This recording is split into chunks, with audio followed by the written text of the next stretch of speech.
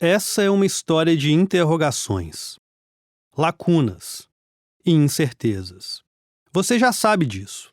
Não só por causa da dificuldade de reconstruir um passado que nem eu, nem você vivemos, mas também porque faltava uma peça nesse quebra-cabeça chamado Miguel. E, para ir atrás disso, eu atravessei o oceano, sem ter nenhuma certeza de que eu acharia algo ou alguém.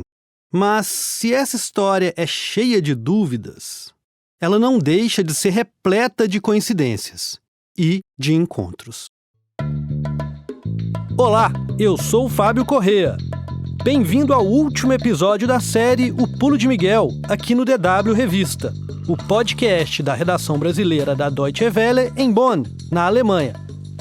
E essa é a história do brasileiro que pulou o Muro de Berlim.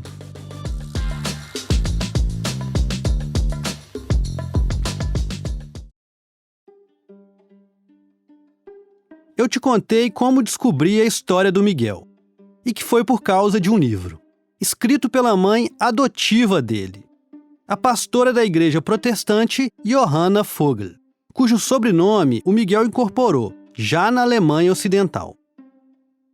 Em 2019, quando eu estava fazendo a primeira reportagem sobre o brasileiro que pulou o muro, eu tentei encontrá-la de todas as formas. Escrevi e-mails, liguei no telefone que estava no site pessoal dela, pedi para a editora do livro nos colocar em contato, mas ela nunca respondeu. O tempo se passou e eu continuava tentando. Até que, em 2023, eu me deparei com uma notícia.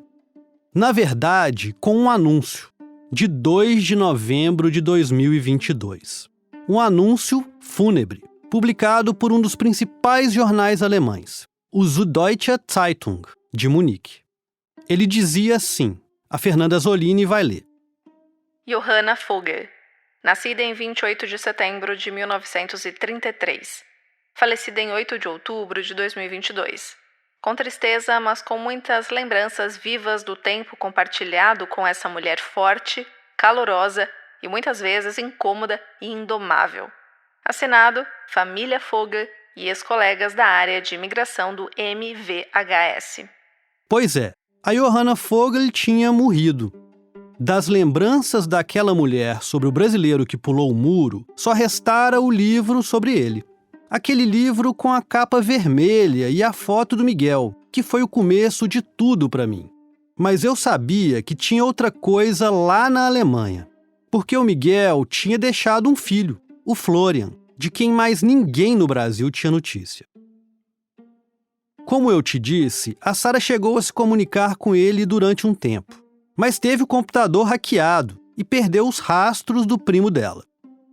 Durante meses, eu tentei encontrá-lo. Escrevi para dezenas de Florian Vogels que estavam na internet, e nenhum deles me respondeu.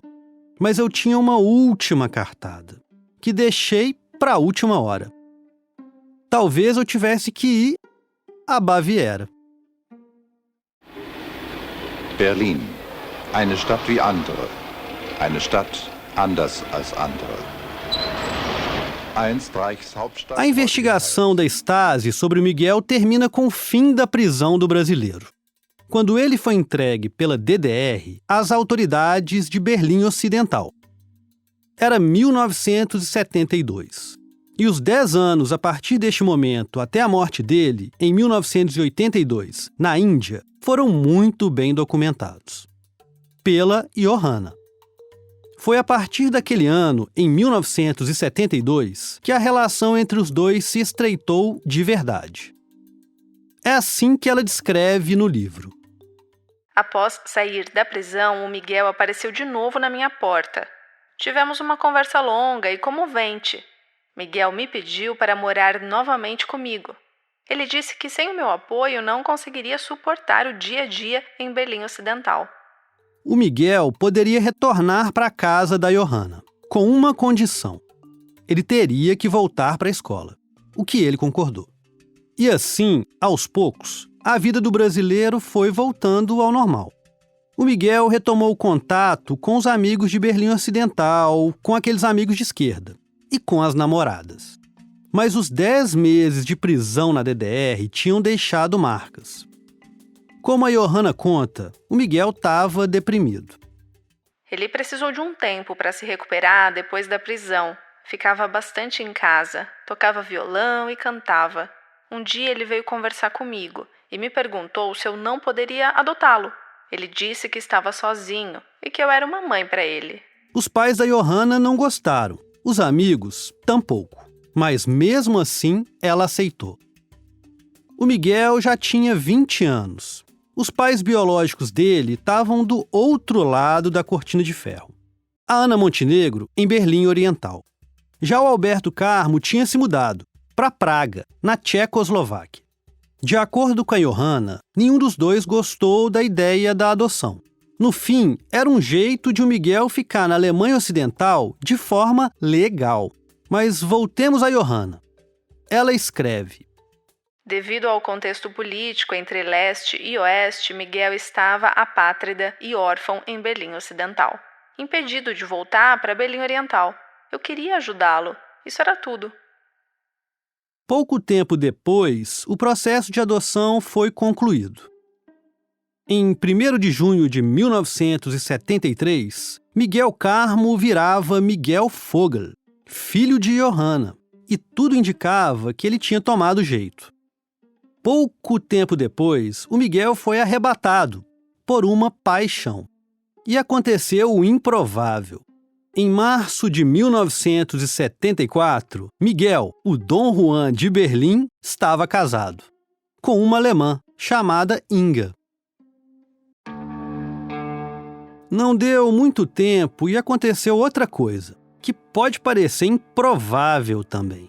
Mas a gente sabe que no caso do Miguel é tudo provável. Era setembro de 1974. Miguel tinha se mudado para morar com a Inga.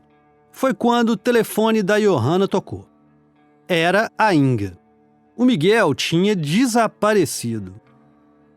2 dias depois, chegou um cartão postal, de Berlim, Oriental, assinado por ninguém menos que Miguel, que tinha sido preso, sim, de novo, por atentar novamente contra a autoridade da DDR. Não se sabe como ele chegou lá outra vez. Se foi pulando o muro, no porta-malas de um carro de soldados ou dando a volta na cortina de ferro. Por exemplo, indo visitar o pai em Praga e depois subindo para a DDR. O que acontece é que, no fim, o Miguel ainda era o mesmo. Alguém que não tinha papas na língua. Como conta a Johanna, o Miguel foi tomar uma num bar que ficava exatamente no prédio da Prefeitura de Berlim Oriental. Entre umas e outras, ele entrou numa discussão com os vizinhos de mesa e provocou, de novo, a DDR, dentro de um prédio do governo. O Miguel saiu preso, pela 3ª vez. Uma observação: os documentos sobre esse caso não estão naquela investigação da Stasi. Mas eu encontrei um registro sobre esse incidente, no Arquivo Nacional Alemão. São poucas linhas, com uma anotação: subversão da lei, sobre o crime cometido em 17 de setembro de 1974, na DDR. E outra, confirmando que houve um julgamento em 5 de novembro de 1974, também na DDR.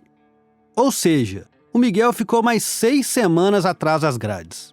A Johanna conta no livro que foi pessoalmente com a Ing encontrar-se com o promotor responsável pelo caso na DDR e que conseguiu um horário para visitar o filho adotivo dela. Mas que, ao chegar no local, foi informada por uma pessoa que o brasileiro estava no hospital. Segundo a Johanna, o Miguel tinha tentado cortar os próprios pulsos, mas estava a salvo. A Johanna então conseguiu um advogado e disse que o Miguel não sobreviveria se continuasse preso. E o Miguel saiu, de novo. Mas não dava mais para continuar em Berlim, mesmo a ocidental.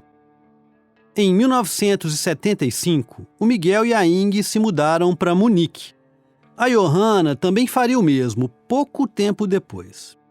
Começava ali uma nova vida, outra vida, longe do muro, longe da DDR, longe do Brasil.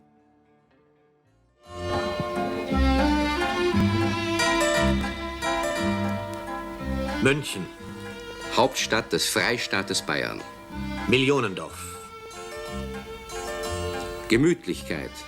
1, 2, Xuffer. Munique, Baviera, sul da Alemanha. Com seus jardins, cervejas douradas, Oktoberfest, calçadas limpas e ordem. Parecia o lugar perfeito para os Vogel recomeçarem. A Johanna conseguiu um emprego na Volkshochschule, o centro de ensino popular da Alemanha. Algum tempo depois, o Miguel também, como professor de alemão para estrangeiros. E veio aí mais uma surpresa. Em março de 1977, nasceu o primeiro e único filho do casal, Inge e Miguel. O Florian Vogel. Mas nem tudo dura para sempre. Pouco depois do nascimento do Florian, Miguel e Inge se separaram. E o Miguel voltou para a casa da Johanna. O acordo para o desenvolvimento da energia nuclear, assinado com a Alemanha, foi, sem dúvida, no âmbito internacional, o fato de maior repercussão interna e externa de nossa ação diplomática.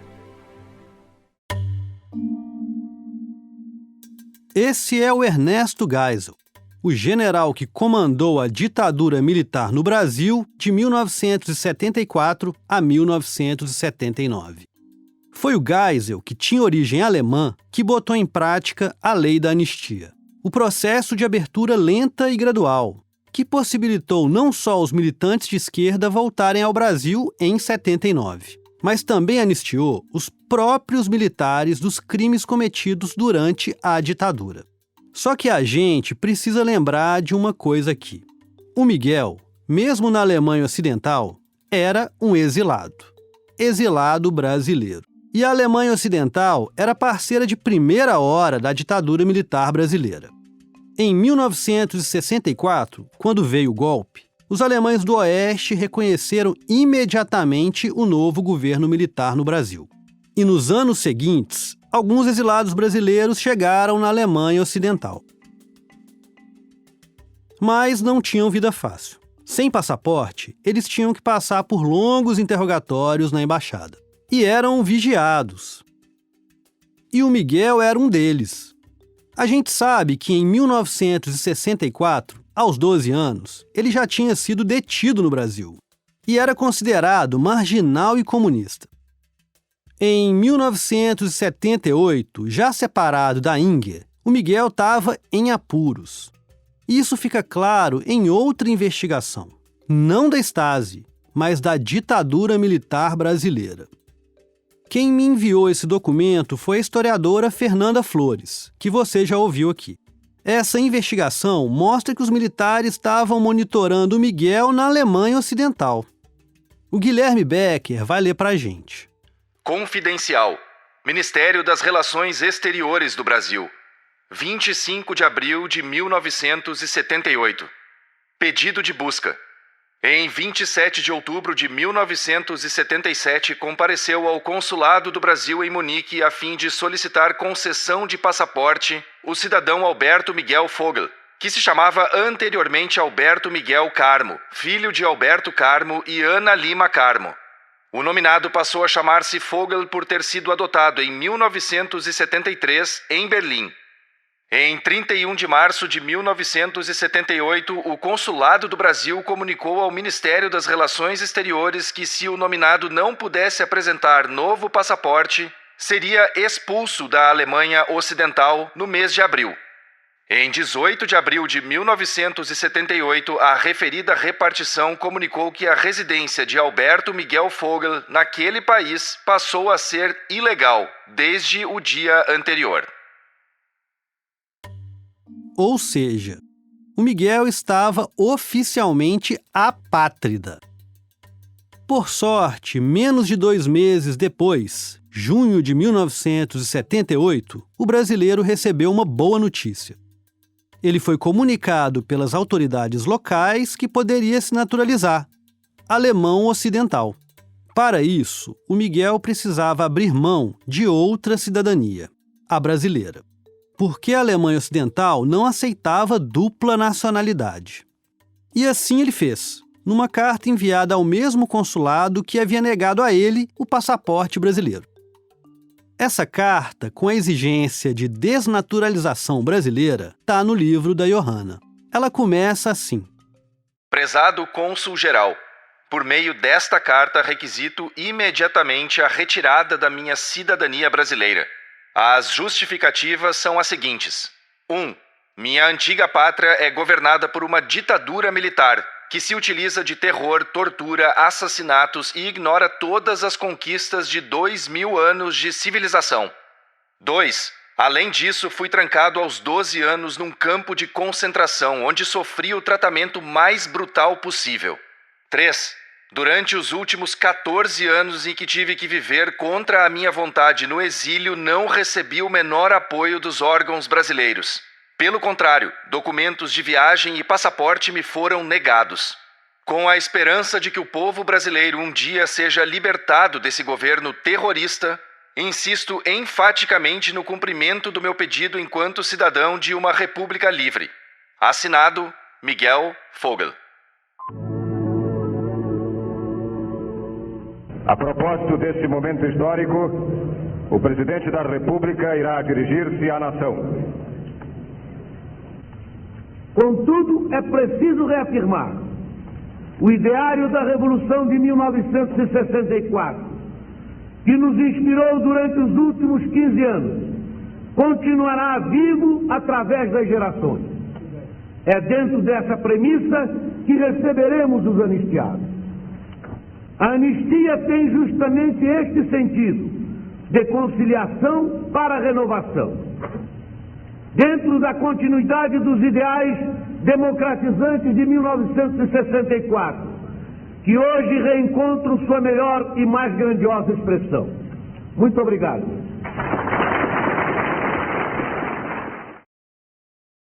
Esse é o João Figueiredo, o último general a governar o Brasil durante a ditadura. Esse discurso é da assinatura do projeto de lei da anistia, que foi sancionada em 28 de agosto de 1979. Foi nesse ano que a Ana Montenegro e o Alberto voltaram para o Brasil, mas eles voltaram um pouco antes de agosto. O processo de reabertura lenta e gradual já estava em curso. Também em 1979, o Miguel, já com um passaporte alemão, veio para o Brasil visitar a família, e ele veio sem passagem de volta. De acordo com a Sônia, ele queria ficar, mas o Miguel não era cidadão brasileiro já fazia muito tempo. Nas cartas que ele escreveu para Johanna, a gente sabe que ele teve com o Alberto, que estava morando no Rio. Mas não há registros de que o Miguel esteve com a Ana Montenegro, mesmo que tivesse ido a Salvador, onde ficou na casa da própria Sônia durante várias semanas. Como a irmã dele me contou, a Sônia chegou em casa um dia e o Miguel estava estarrecido. Era um fim de semana e ele tinha ficado assistindo televisão. Foi quando apareceu, num desses programas dominicais, uma entrevista com um porco mesmo. Segundo a Sônia, o Miguel falou que naquele momento não dava para ele mais, que ele tinha que voltar para a Alemanha, que aquele porco na televisão tinha sido a gota d'água.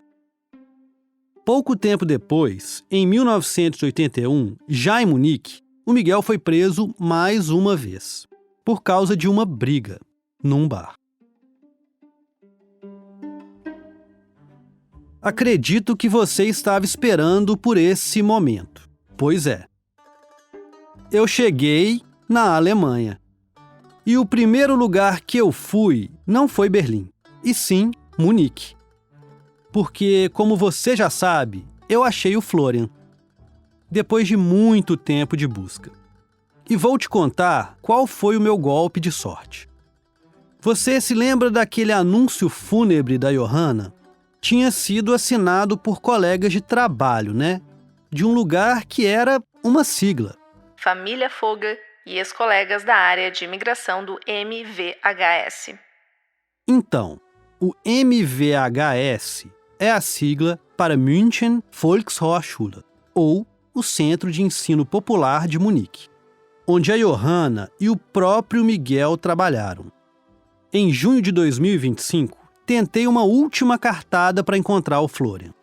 Resolvi enviar um e-mail para o contato geral dessa escola, dizendo que eu era um jornalista que estava estudando a história dos exilados brasileiros na DDR e que tinha travado contato com o livro da Johanna.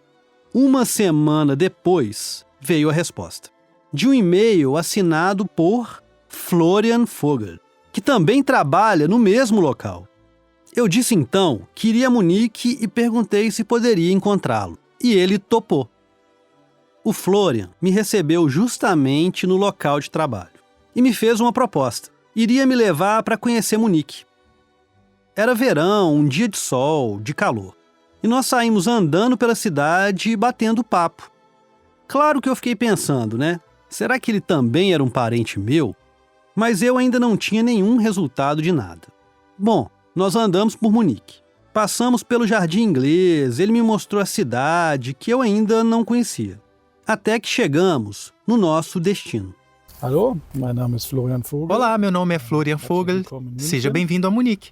Gerade sind wir am Ostfriedhof. Agora estamos aqui no cemitério leste de Munique. Quem está dublando o Florian é o meu colega de DW, o Maurício Cancellieri. Haben uns den Grabstein von Miguel angeschaut, Miguel Vogel, das war mein Vater. Acabamos de visitar a lápide de Miguel e Johanna Vogel. Ja, Johanna Johanna foi minha avó e Miguel, meu pai. Miguel, mein Vater. Como Florian me contou, a Johanna sofreu uma queda em casa em 2018, um ano antes de eu descobrir o livro dela. Em decorrência desse acidente, ela teve danos neurológicos. Já em 2019, por causa desse problema, ela não conseguia mais nem responder a e-mails. Esse acidente doméstico foi também, segundo Florian, o que levou à morte dela em 2022. Já a Ing, mãe do Florian, está bem e vive em Munique. Ele chegou até mesmo a convidá-la para também participar da entrevista, mas ela não quis. Bem, eu tinha muita coisa para perguntar, mas comecei pelo óbvio. Se ele já tinha escutado algo sobre o pulo do Miguel. A Johanna sempre contava histórias do Miguel. Eu e ela éramos relativamente bem próximos. E uma das histórias era que o Miguel foi um dos poucos que pulou o muro de Berlim Ocidental para Berlim Oriental. Isso minha mãe me contou mais tarde. Que ele era bem jovem em Berlim Ocidental e tinha uma namorada na DDR e que estava com saudade dela.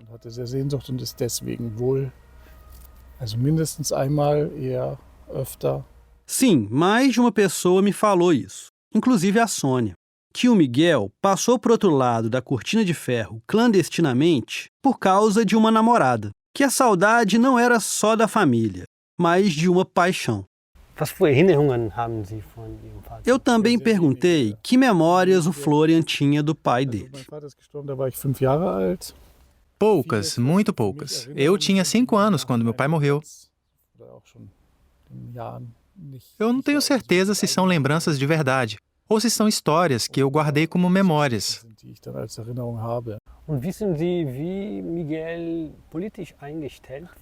E se ele sabia qual era a atuação política do Miguel?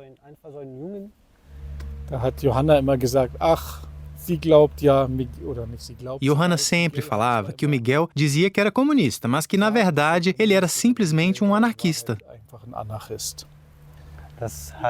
Foi o que a Sônia me falou, eu disse. Ele era contra os poderosos. Eu tenho esse livro, essa história, essa espécie de autobiografia que ele escreveu, que a minha mãe encontrou e me deu para essa entrevista. Eu só dei uma olhada rápida, mas é sobre a relação dele com o poder. Esse pequeno livreto que o Florian levou para a entrevista é uma espécie de recordação do Miguel sobre o tempo dele na ditadura militar. Se chama Von der Macht und der Ohnmacht, algo como sobre o poder e a impotência. Tem umas 30 páginas e foi escrito logo depois de o Miguel se separar da Inga. E a Johanna incluiu no livro dela, na íntegra. É um texto em forma de catarse. Mistura lembranças, ficção e ensaio político. Começa no Brasil e termina na chegada dele na DDR. As primeiras frases são assim: Eu não gosto deles, dos poderosos, mas é preciso admitir, em nome da justiça, que essa antipatia é baseada numa certa reciprocidade. Como em todo conflito, também no meu com o poder, a causa não deve ser buscada apenas de um dos lados. Nesse pequeno texto, o Miguel transforma o poder em uma personagem, feminina, cuja relação com ele é quase abusiva. Eu a odiava de todas as formas, e eu já tinha internalizado uma maneira de viver que me fazia também ser odiado por ela. E essa não foi a única coisa que o Miguel escreveu. O Florian também levou para mim outro livro, que o pai dele escreveu na prisão, na última prisão dele, já em Munique, cujo motivo eu ainda vou te contar. Mas esse é um livro infantil, escrito pelo Miguel para o Florian e que foi publicado pela Johanna nos anos 80. É a história de um dragão e de um reino, uma fábula que, na verdade, é sobre o poder, ou sobre o próprio Miguel. Vou ler um trecho para você. Era uma vez um reino com um dragão. Apesar de rugir e cuspir fogo, ele era um dragão incrivelmente bondoso e prestativo, que sempre aparecia correndo assim que alguém precisava da sua ajuda. Até que um dia surgiu a moda de caçar dragões. E claro, se a gente está falando de livros, o mais importante é aquele, da Johanna, sobre o Miguel. Como que a Johanna tomou a decisão de escrever esse livro? O quanto isso foi importante para ela? Für Johanna war das wahnsinnig wichtig. O livro foi extremamente importante para Johanna. Nem sei quando ela começou, porque ela pesquisou durante muito tempo e conseguiu consultar as investigações da Stasi. Ela dizia que era uma pilha de 3,5 metros de altura com documentos. Mas ela também procurou gente que tinha alguma conexão com o Miguel e, no fim, ela acabou escrevendo a própria história dela também, para tentar compreender qual era o papel dela nisso tudo. Mas a Johanna também se distanciou do livro, depois de ter publicado ele.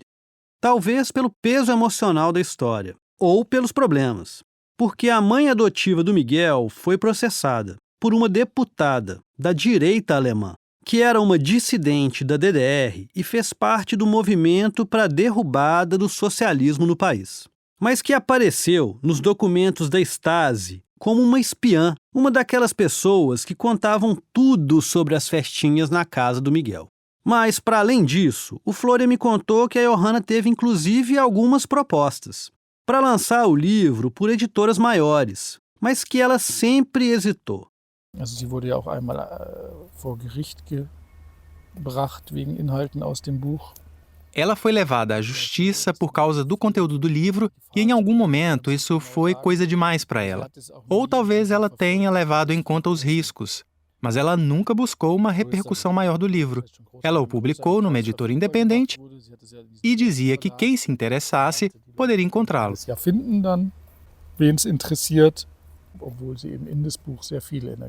Mas, aparentemente, eu acredito nisso. Ela escreveu principalmente para ela mesma e para quem se interessasse. E também, claro, do próprio ponto de vista dela. Mas tem uma parte importante desse livro, sobre a qual eu já te contei. É sobre a morte do Miguel, em 1982, na Índia, de forma misteriosa, depois de ser encontrado espancado e ser levado a um hospital, onde ele contou para um pastor que quem tinha feito aquilo com ele eram alemães. A Johanna foi para a Índia, tentou investigar as causas dessa morte. Eu ainda vou chegar lá de forma mais profunda. Mas eu precisava perguntar para o Florian qual era a hipótese da Johanna sobre o que causou a morte do Miguel.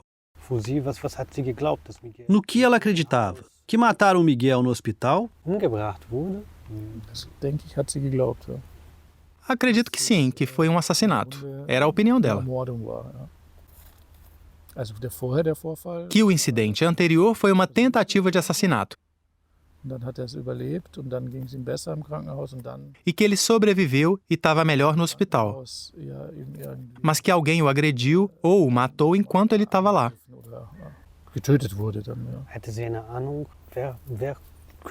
Ela tinha alguma ideia de quem poderia ter feito isso? Bom, acredito que não tenha tido a ver com política. Miguel não estava mais nessa. Ela acreditava que era algo mais no sentido de contatos, que tinha a ver com drogas, até mesmo tráfico. Mas foram alemães?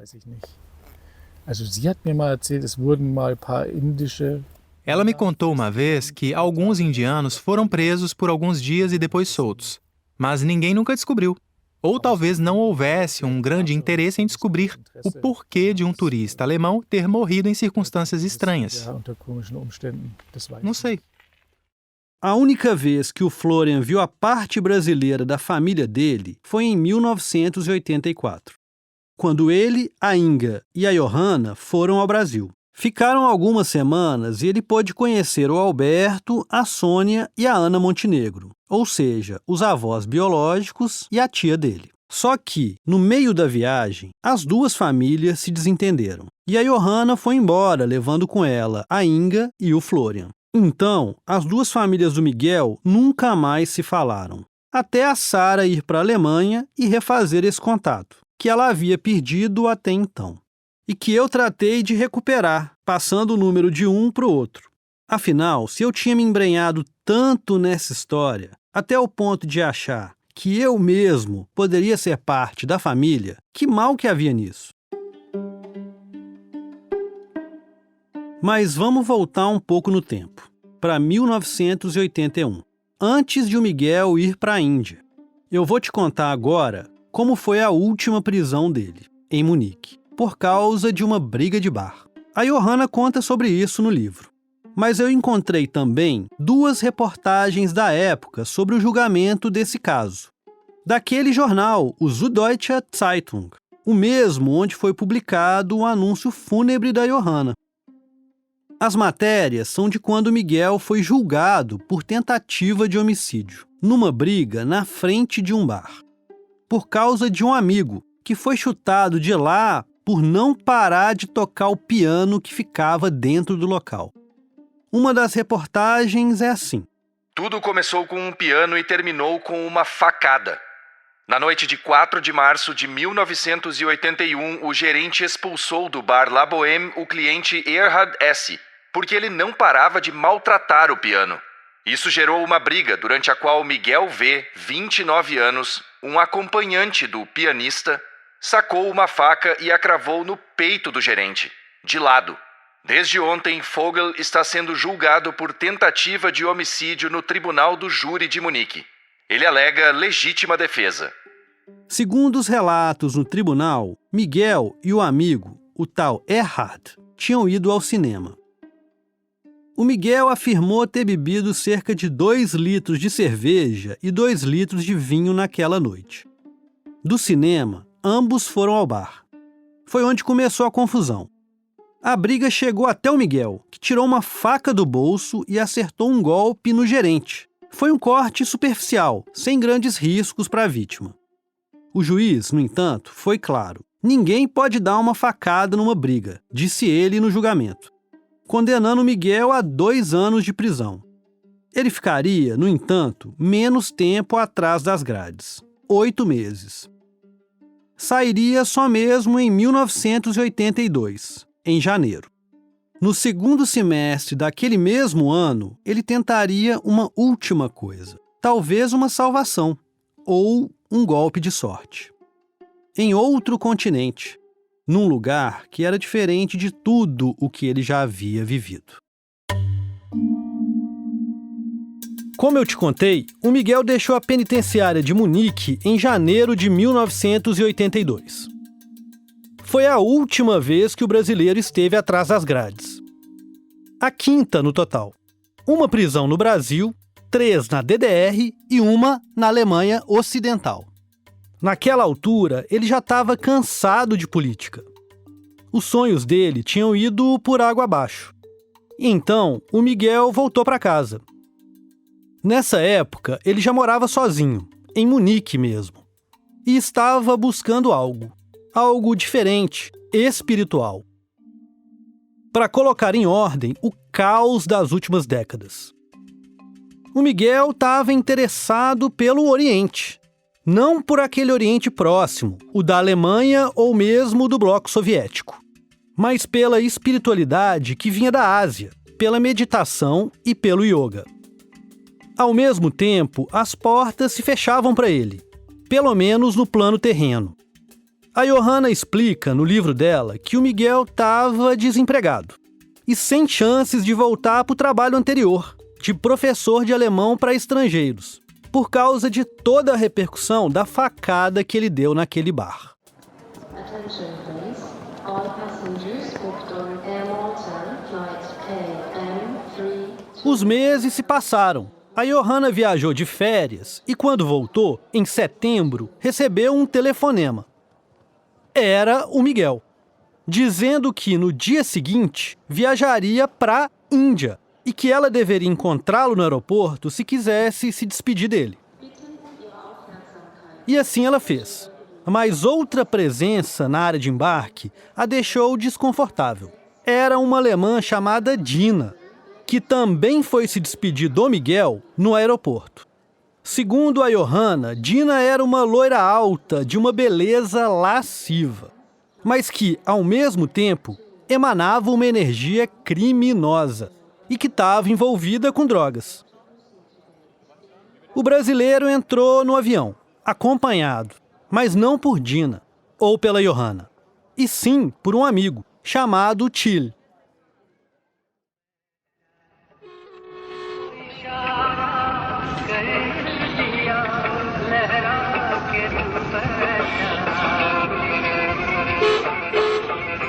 O primeiro destino foi Nova Delhi, a capital, no norte da Índia. A princípio, tudo levava a crer que o brasileiro estava numa viagem turística. Num mochilão mesmo. Os rastros do Miguel na Ásia, no entanto, estão fragmentados em 10 cartas que ele enviou durante a viagem para a Johanna. E algumas outras cartas que ele também mandou para Dina, a tal loira lasciva. De Delhi, o brasileiro e o amigo Till foram para o Nepal, no Himalaia. De lá, voltaram para a Índia, primeiro para ver o Taj Mahal, depois de volta para Delhi. Nesse entremeio, o Till e o Miguel se separaram. A essa altura, o Miguel se queixava para Johanna que não estava gostando da viagem, que ele estava cansado de tanta pobreza, de tanta confusão e que o dinheiro tinha acabado. E também que ele estava preocupado com o futuro dele mesmo. Isso aparece numa carta de 15 de outubro de 1982, enviada para Johanna de Agra, cidade do Taj Mahal, ainda no norte da Índia. Querida Johanna, queria compartilhar um pouco do que tenho pensado. Quando eu voltar, quero trabalhar de qualquer jeito. Estou quebrando a minha cabeça sobre o que devo fazer. Acabei de voltar da Embaixada do Irã. Talvez eu viaje para lá por um ano para trabalhar. Ou, quem sabe, para a Noruega. De qualquer modo, não tenho mais nenhuma vontade de ficar vegetando por aí. Tchau, Miguel. On the western coast of India lies Goa, caressed by the Arabian Sea, a land of natural loveliness and serenity. As cartas cessaram por algumas semanas. De repente, o Miguel estava no sul da Índia, mais especificamente em Goa, na costa do Mar Arábico. Goa era, e ainda é, um dos principais destinos dos hippies. É um lugar paradisíaco, com praias desertas, festas e cogumelos psicodélicos. Mas como o brasileiro tinha chegado lá se não tinha dinheiro? De Delhi a Goa são quase 2.000 quilômetros de distância. O motivo, segundo a Johanna, pode ter sido negócios, financiados pela Dina, como a mãe adotiva do Miguel leu nas cartas enviadas pelo brasileiro para a então namorada dele. A Fernanda Zolini vai ler um trecho que a própria Johanna Vogel escreveu no livro dela sobre o Miguel. Não sou tão inocente para não imaginar que os negócios dos quais eles falavam tinham a ver com drogas. Pelo menos em algum momento, o Miguel parece ter conseguido alguma coisa com isso, mas ele não era nada bem sucedido com negócios. Aparentemente, a coisa desandou. Em novembro, o Miguel enviou a última carta para Johanna, que mais parece um grito de socorro. Olá, estou escrevendo não porque quero dinheiro, mas sim receber uma resposta de você. O que devo fazer? Voltar? Estou desesperado de saudades. Me diga o que devo fazer. O que vai ser da minha vida? Eu não posso passar a vida inteira pedindo esmolas. Escreva para mim imediatamente. Estou tão sozinho. Até logo. Assinado, Miguel. Essa carta é datada de 11 de novembro de 1982. O Miguel morreu em 25 de novembro de 1982, 2 semanas depois, em Madurai, ainda mais ao sul, a 1.000 quilômetros de Goa. Eu já contei anteriormente o que aconteceu por lá, mas vou te relembrar. O Miguel foi encontrado espancado e com marcas pelo corpo na linha de um trem. Foi levado a um hospital. Teve uma leve melhora e acordou.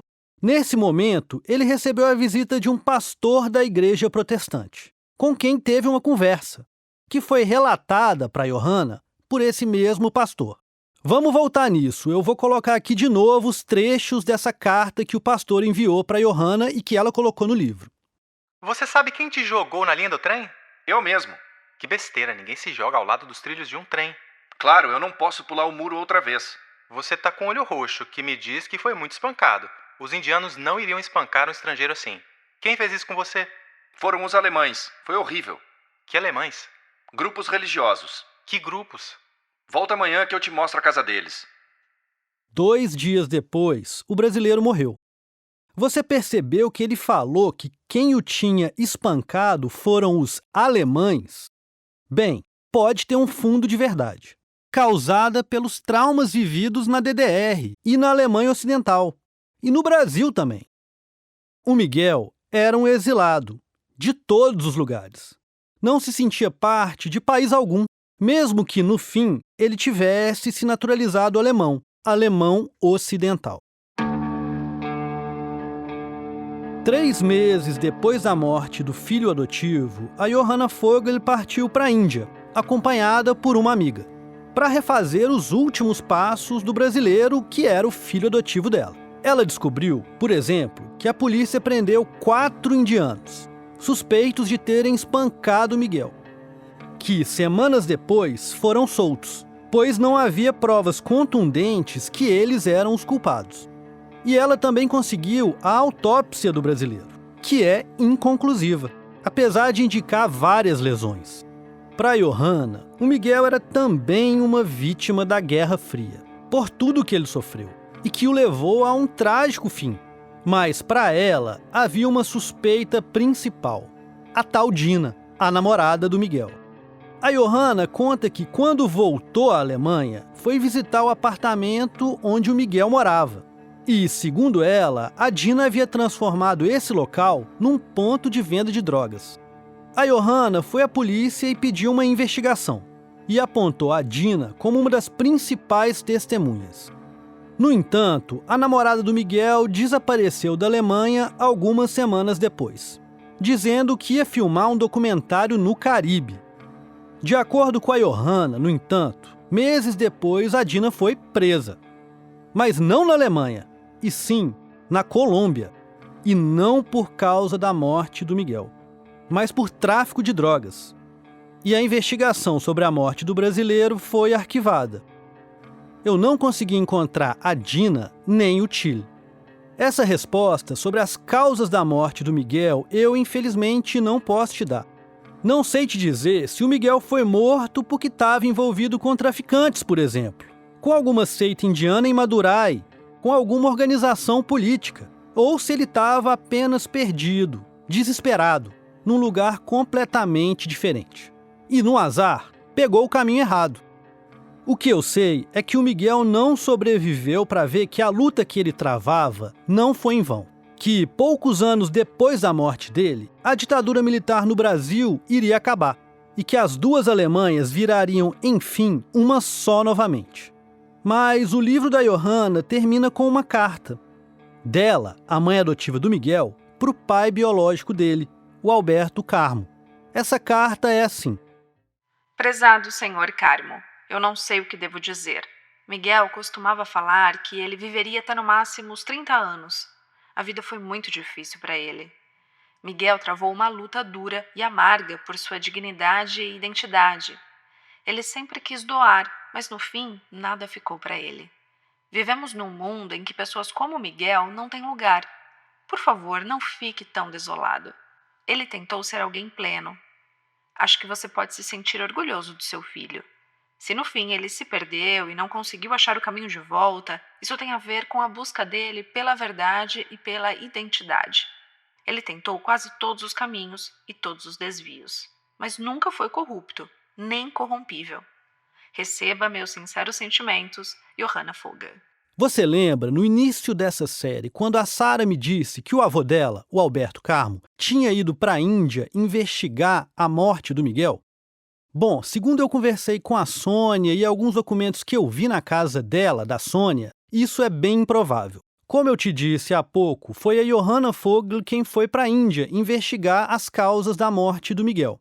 E a Johanna Vogel que informou para o Alberto Carmo o que ela realmente descobriu nessa viagem, em cartas e até mesmo fotos, com a cerimônia fúnebre do próprio Miguel. Portanto, a gente não tem registro de que o pai do Miguel foi para a Índia. O mais provável é que as informações tenham realmente chegado pela Johanna Vogel.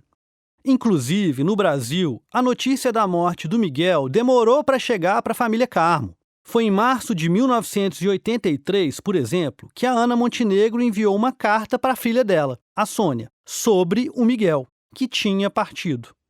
Essa carta é assim: Estou sem forças e sem palavras. Tudo me parece um pesadelo. Não sei se um dia acordarei. Passado e presente se misturam. E o futuro? Subi uma montanha e vejo o vale lá embaixo, onde somente não se enterram os corpos, mas os sonhos, as ilusões, os projetos de vida. Que vida! A vida que se arranca sem Miguel tê-la sequer começado a viver. Quem sabe se ele se lembrou de nós? E o que mais me dói não é só a ausência em si mesma, é a causa dessa ausência imposta pelo arbítrio. A vida continua, mas uma vida vazia, que espero que vocês me ajudem a povoá-la um pouco. Assinado, Mãe Ana. Você ouviu falar que Berlim é pobre, mas sexy? Pois é, aos poucos isso tem mudado por aqui. A gente está falando de uma cidade que já passou por grandes transformações. Guerras, crises e ebulições culturais. Já chegou a ser comunista e capitalista ao mesmo tempo, na época do Muro. É uma capital diferente das outras. Berlim, pobre, mas sexy, como disse meu colega Albert Steinberger, aqui mesmo da DW. Parafraseando o ex-prefeito Klaus Wowereit, numa famosa entrevista de 2003. Foi aqui, na Berlim sem o muro, que eu aportei em agosto de 2025, depois de sair de Munique, onde falei com o filho do Miguel, o Florian Vogel. Porque eu queria fechar as últimas lacunas sobre o brasileiro que pulou o muro, e sobre a história em torno dele, a história das duas Alemanhas. Bom, a gente está aqui no centro da boemia de Berlim. Imagina isso aqui nos anos 70, cidade dividida. Miguel Carmo estava numa balada. Por volta das 3 horas da manhã, ele pegou um táxi, queria ir para casa de uma amiga. Mas ele estava completamente bêbado. Desceu com um táxi mais ou menos aqui nessa esquina e olhou para lá, era onde estava o muro. Miguel vivia desse lado, do lado ocidental, há mais ou menos um ano. Ele tinha sido expulso do lado oriental por ser subversivo. E era lá que morava a família dele. Era mais ou menos 800 metros daqui. É possível que esse vídeo tenha feito você chegar até mim. Sou eu, andando pelas ruas de Berlim, acompanhado do meu colega, o mesmo Albert Steinberger, que falou há pouco sobre essa cidade. Porque eu tinha que seguir, com as minhas próprias pernas, o caminho que o Miguel disse ter feito naquela madrugada de 1971, quando ele teria pulado o muro.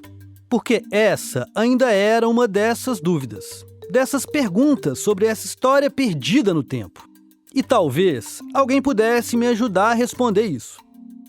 Ainda em Munique, o Florian, filho do Miguel, me passou um contato de um alemão, um senhor chamado Andreas Bold, um professor de ensino médio aposentado de História e Política. Um velho amigo do Miguel, dos tempos de Berlim Ocidental. Eu escrevi para ele, que aceitou me receber em 19 de agosto de 2025. O Andreas mora em uma casa num bairro no extremo oeste de Berlim, num lugar chamado Schildau, que é quase idílico, cercado de jardins e natureza. Ele me recebeu, ofereceu um café e me mostrou um livro, o livro da Johanna, sobre o Miguel. Batemos um longo papo antes de eu ligar o gravador. E ele me disse algumas coisas que não repetiu com o microfone ligado, mas que eu vou te contar, porque me ajudaram a montar esse quebra-cabeça chamado Miguel Carmo. A primeira coisa que ele me disse foi que tinha certeza de que o brasileiro tinha pulado o muro, ao contrário. Então, eu quis saber como que ele tinha ficado sabendo disso. Realmente foi uma coisa estupenda quando ficamos sabendo que ele tinha pulado o muro. Depois de ele ter sido preso, julgado e exilado da DDR. Mas também foi uma coisa bem no estilo Miguel mesmo. No fim, nem foi algo que ele planejou, mas foi algo motivado por uma desesperança profunda, sob efeito de álcool. Isso a gente já sabe, mas escuta o que o Andreas diz agora.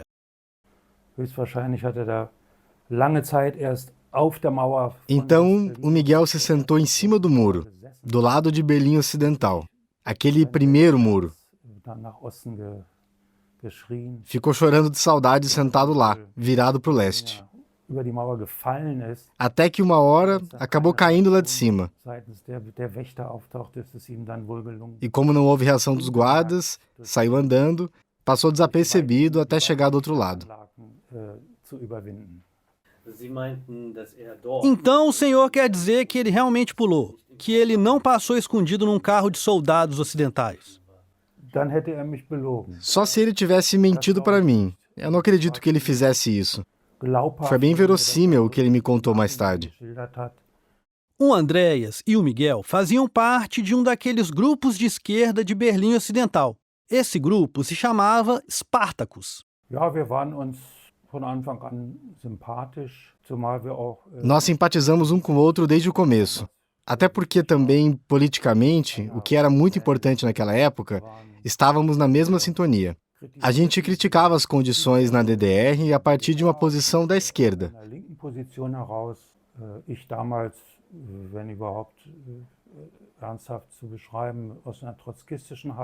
Eu tinha uma posição mais trotskista. Ele era um maoísta, digamos assim. Mas a gente concordava que o capitalismo precisava acabar. Era a opinião que predominava entre nós ou entre boa parte dos jovens da nossa geração. E eu perguntei o que eles faziam em Berlim Ocidental. Se eles eram perigosos para o Estado, ou se eram simplesmente jovens. Inimigos do Estado nós não éramos, pelo menos não nesse sentido. Mas, de todo modo, nós estávamos na mira do Serviço de Proteção da Constituição. A organização com a qual simpatizávamos era trotskista, chamava-se Spartacus. Ela, aliás, chegou a aparecer no relatório do próprio serviço. Serviço de Proteção da Constituição, ou Verfassungsschutz, é o serviço secreto da Alemanha Ocidental. Não era tão imenso quanto a Stasi, mas existia. E, pelo jeito, estava espionando também o Miguel e os amigos dele, em Berlim Ocidental. Mas eu queria saber também o que eles faziam exatamente nessa organização. Mas a gente não fazia nada ilegal, com exceção de fumar maconha. Vocês eram terroristas? Não, a gente não queria derrubar o Estado à força. A gente queria era uma transformação democrática.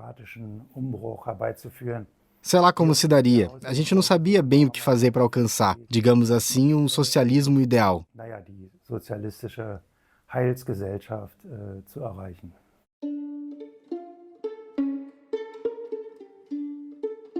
Eu precisava tentar entender isso, porque a Sara tinha falado, lá atrás, que o Miguel poderia estar envolvido com a luta armada.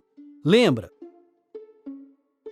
Antes de gravar a entrevista com o Andréas, quando a gente estava só batendo papo, eu trouxe esse tema à tona. E ele me falou uma frase que não saiu da minha cabeça. Que o Miguel era muito largado, que ele nunca chegava na hora. E que o brasileiro não tinha a menor vocação para terrorista. Porque se fosse fazer mesmo um atentado, chegaria atrasado também. Mas o Andréas também me contou sobre a última vez que viu o Miguel, no final dos anos 70.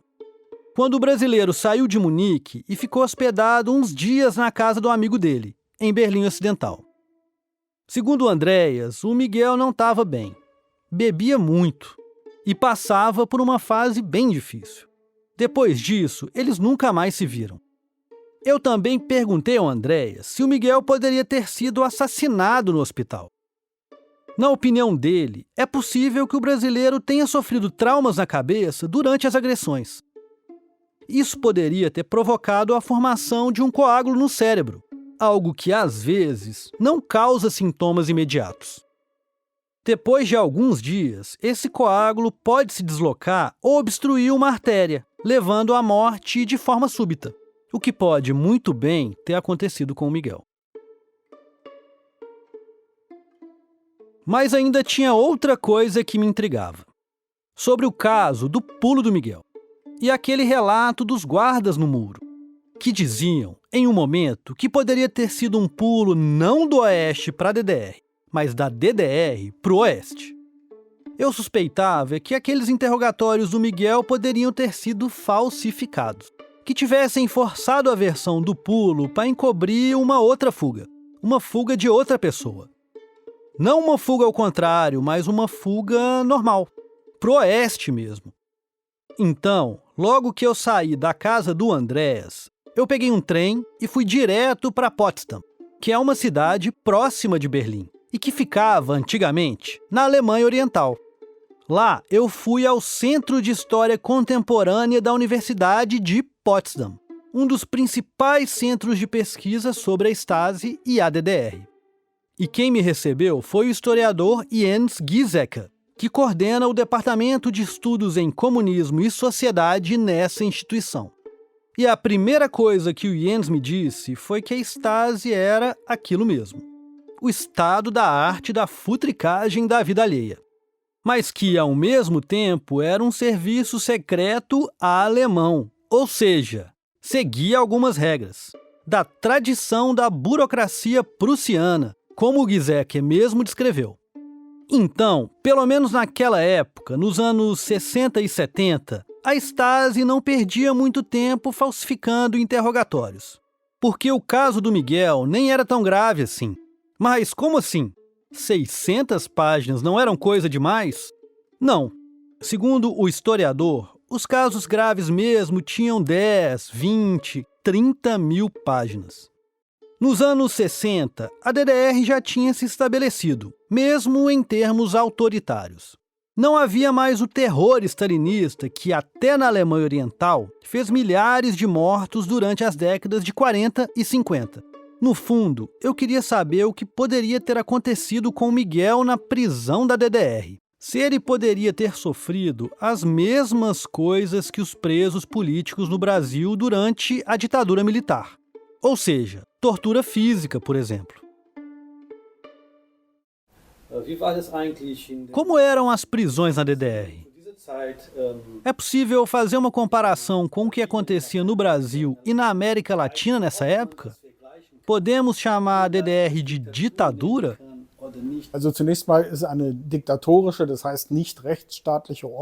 Antes de tudo, a DDR era uma ditadura, ou seja, um regime que não seguia os princípios de um Estado de direito. Mas ela se diferenciava das ditaduras latino-americanas nos anos 60 e 70 porque era um Estado pós-stalinista. Era um regime em que a falta de direitos ainda era um traço marcante. As pessoas presas pela Stasi por motivos políticos não tinham nenhuma garantia jurídica, nada que lembrasse uma justiça de verdade, mas ao mesmo tempo não era um caos completo, havia regras próprias.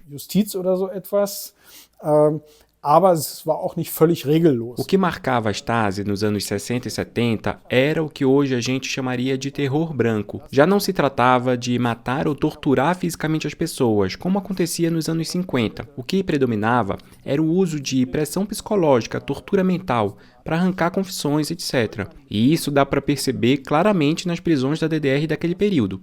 In der Regel nicht mehr an der Tagesordnung, anders als in den 50er Jahren, sondern der typische Fall war.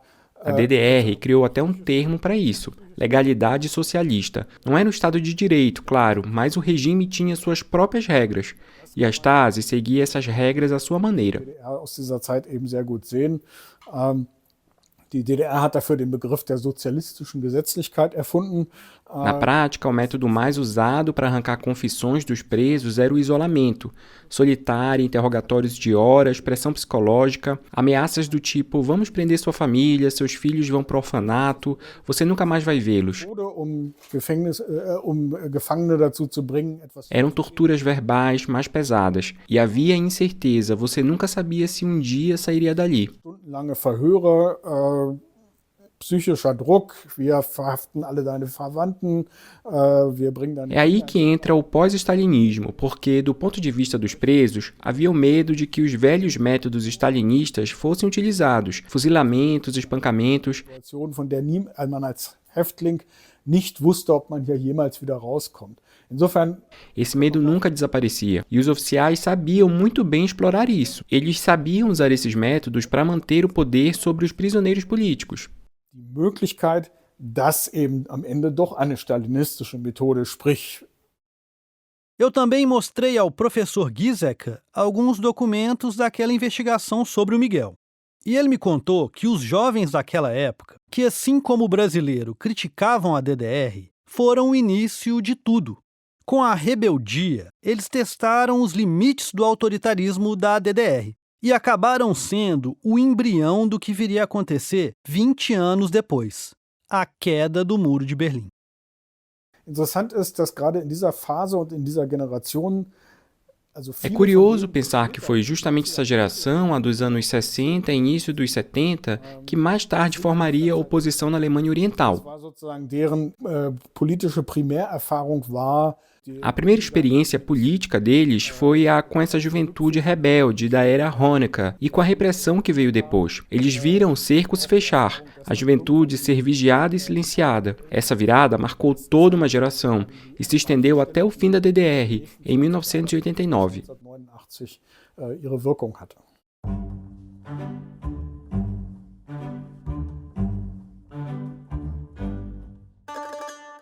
Mas faltava ainda mais uma coisa.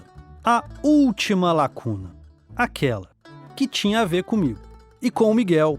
E com a Sônia também. O teste de DNA que a gente tinha feito para ver se éramos parentes. Porque não era possível que aquilo tudo, os nomes parecidos, a mesma região no Ceará, era só coincidência. Pois bem, o resultado da Sônia saiu. Eu já estava em Bonn, onde é a redação da DW, quando ela me enviou. A gente tinha feito esse teste por uma dessas empresas de ancestralidade. Só que na plataforma dessa empresa, a gente não apareceu como parente. Não deu match. Mas eu não ia desistir tão fácil. Eu precisava de alguma análise mais profunda, de um especialista, ou de vários. E entrei em contato com pesquisadores de genética da Universidade Federal de Minas Gerais, a UFMG, do Laboratório de Diversidade Genética Humana, o LDGH, que é coordenado pelo professor Eduardo Tarazona Santos. E, entre outras coisas, trabalha com o mapeamento do genoma da população brasileira. Eles passaram quase uma semana analisando os dados. Fizeram vários testes e cálculos. E a resposta foi essa. Fábio, boa noite, na verdade bom dia, né?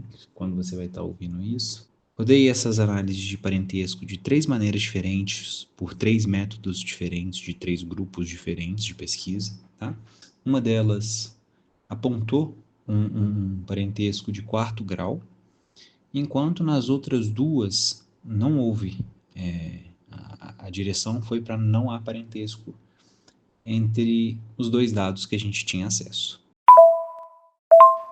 Fábio, eu acredito que essa divergência de resultados, né, onde um encontra um parentesco de 4º grau e as outras 2 metodologias não apontam para esse parentesco, eu acredito que isso diz mais a respeito dos dados, como a gente não sabe exatamente como eles foram gerados, se eles foram gerados ao mesmo tempo, sob as mesmas condições, algumas divergências podem acontecer. Uma maneira de tentar corrigir isso é, de fato, fazer um experimento para isso, onde a gente consegue garantir que os 2 dados, né, ou os dados de diversos indivíduos, sejam gerados da mesma forma, que aí a gente tem exatamente certeza de que o que a gente está vendo é igual para os 2, sabe? Então, eu acredito que fica um pouco da resposta inconclusiva, porque, infelizmente, porque tudo diz a respeito dos dados que a gente está trabalhando, né? Esse é o Lucas Faria, doutorando em bioinformática e pesquisador do Laboratório de Diversidade Genética Humana da UFMG. Ou seja, o teste foi inconclusivo.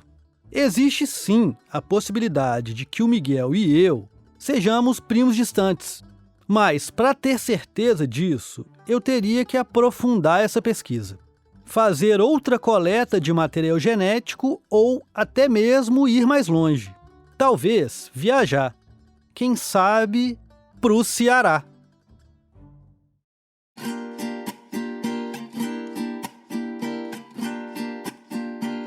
Bom, talvez eu não tenha conseguido responder com exatidão a nenhuma das seguintes perguntas. Por que o Miguel morreu? Ele pulou mesmo o muro? E eu, sou parente mesmo distante do brasileiro que pulou o muro de Berlim?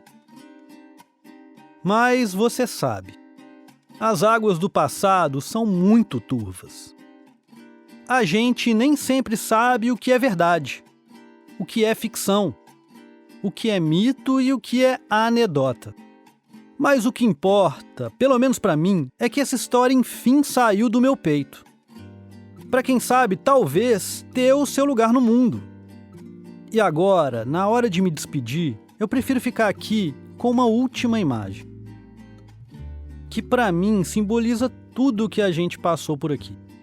É a imagem de um brasileiro, um jovem, de 19 anos, de cabelo comprido, uma jaqueta marrom que a gente não sabe se é clara ou escura, no meio da madrugada fria de Berlim, sentado em cima de um muro de concreto, olhando para bem longe, para um lugar onde a vista nem alcança, um lugar sem cercas, sem divisões, sem Stasi nem DOPS, sem muros ou ditaduras,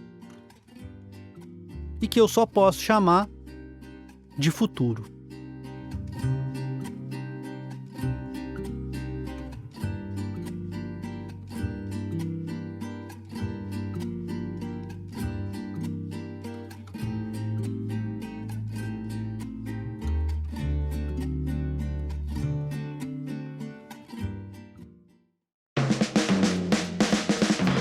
Esse foi o último episódio da série O Pulo de Miguel, aqui no DW Revista, o podcast da redação brasileira da Deutsche Welle em Bonn, na Alemanha. Eu sou o Fábio Corrêa e, além da narração, assino o roteiro, a pesquisa jornalística e a edição de som dessa série de podcasts.